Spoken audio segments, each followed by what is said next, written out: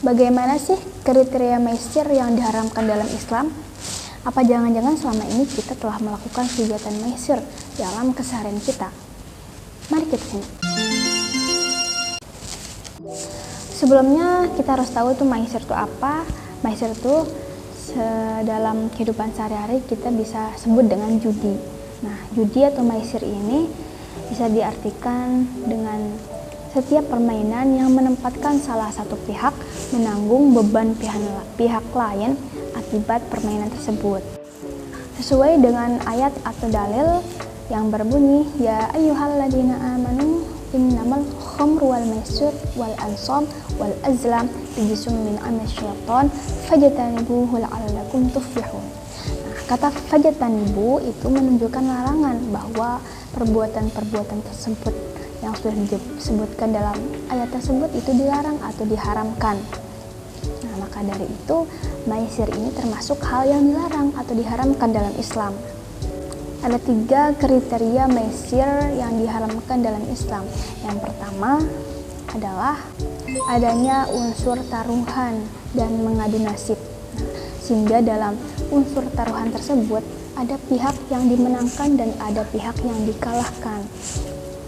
Kemudian kriteria maisir yang kedua adalah seluruh peserta maisir atau seluruh pelaku maisir itu mempertaruhkan hartanya.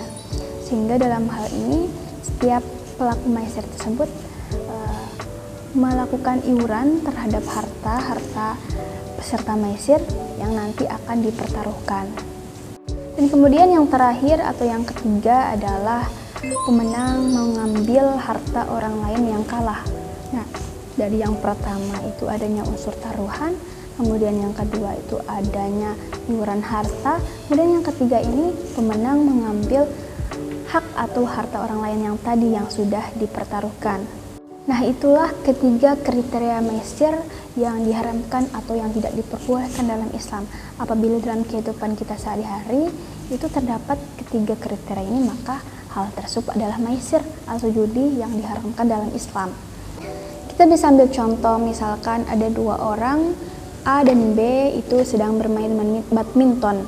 Kemudian A dan B ini sepakat dan setuju kalau misalkan nanti yang kalah itu akan mentraktir temannya yang menang, mentraktir es waktu itu. Perbuatan tersebut memang simpel dan kita anggap biasa saja karena yang dipertaruhkan adalah cuma es yang harga 2.000 misalkan. Nah, walaupun mungkin kedua belah pihak ini sudah setuju dan suka sama suka dan ridho sama ridho, antara kedua belah pihak ini sudah sepakat gitu. Namun hal itu tetap diharamkan karena sudah memenuhi ketiga kriteria maisir yang sudah kita bahas sebelumnya.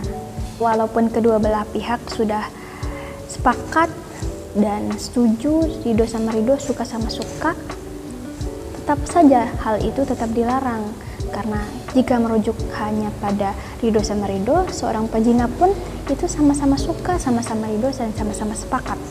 Namun yang namanya sudah kriteria, yang namanya sudah diharamkan, itu tetap saja dilarang. Segitu saja yang dapat saya sampaikan, semoga bermanfaat. Mohon maaf apabila ada kesalahan kata yang disengaja maupun yang tidak disengaja. Wassalamualaikum warahmatullahi wabarakatuh.